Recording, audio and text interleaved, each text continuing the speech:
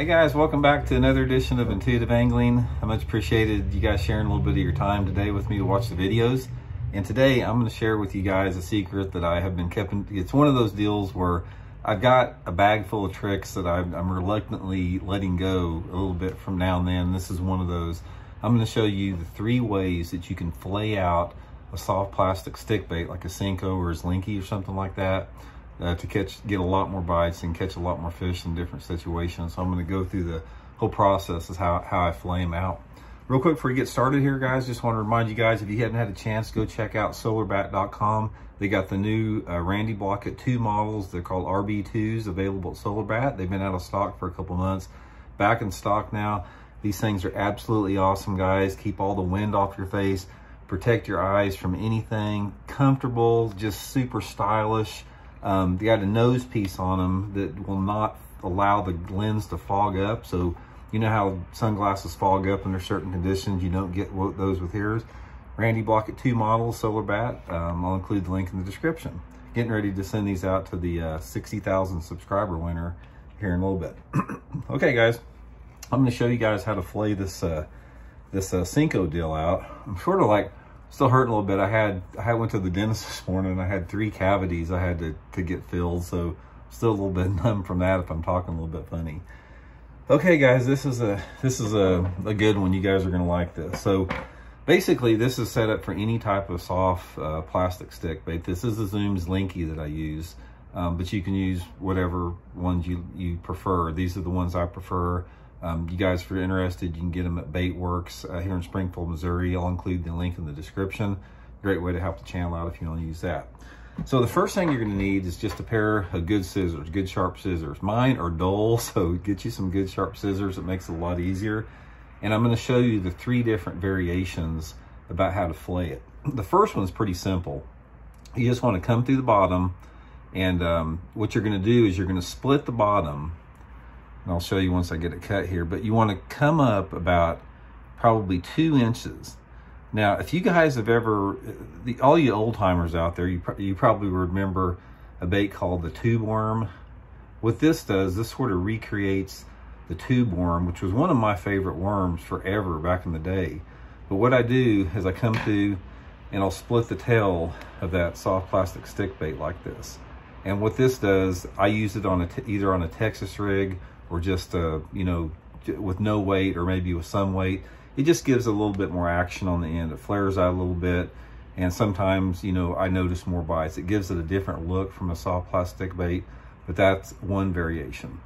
The next variation you want to use on it is you want to keep coming up the same thing here with it. Keep coming up the same length of it. And we're going to go all the way, almost all the way to the end of the worm.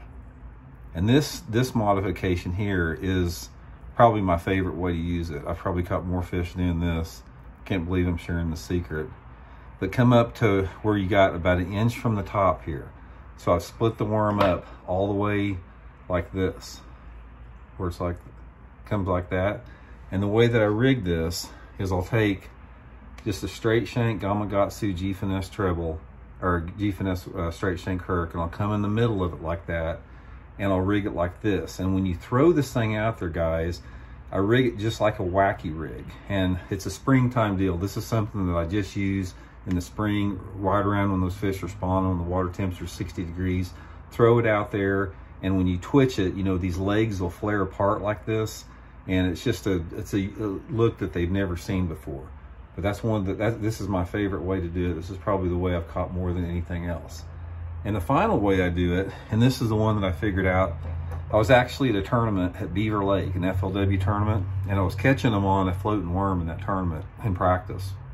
And they were eating it in practice, but in the tournament, we had a little front go through, and they would come up and look at the floating worm, but they wouldn't hit it.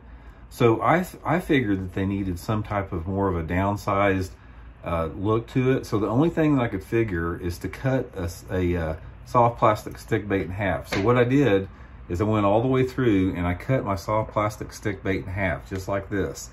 And I hooked the bait on, or I hooked it on the same way that I would rig a floating worm. And what this does is this thing looks like sort of an eel. and I thread it on. I'm gonna show you guys how to do this.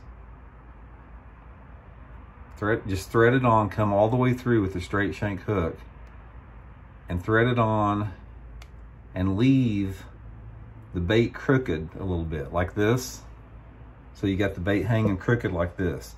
Guys, when you do this, you can take this and you can walk it with that little crook in there. You can walk it just under the surface like a zare spook, and they ate this thing up. Once that they wouldn't hit the traditional floating worm, but they would hit the soft plastic stick bait cut in half, just a real thin, something they've never seen before. It's like a little eel, but it's really important to leave that crook in there and just work it the same way you would with a zare spook, and those fish will come up and hammer this thing. So anyway, guys, that's just 3 sort of off the wall deals.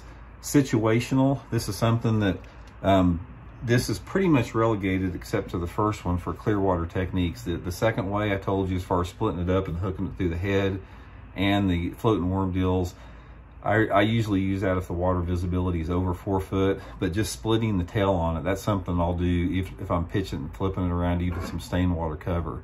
And you can do the same thing, with different colors too, it doesn't matter. So anyway, guys, it's just a lure modification. Might add up for a few more bites here and there for you guys. Give it a try.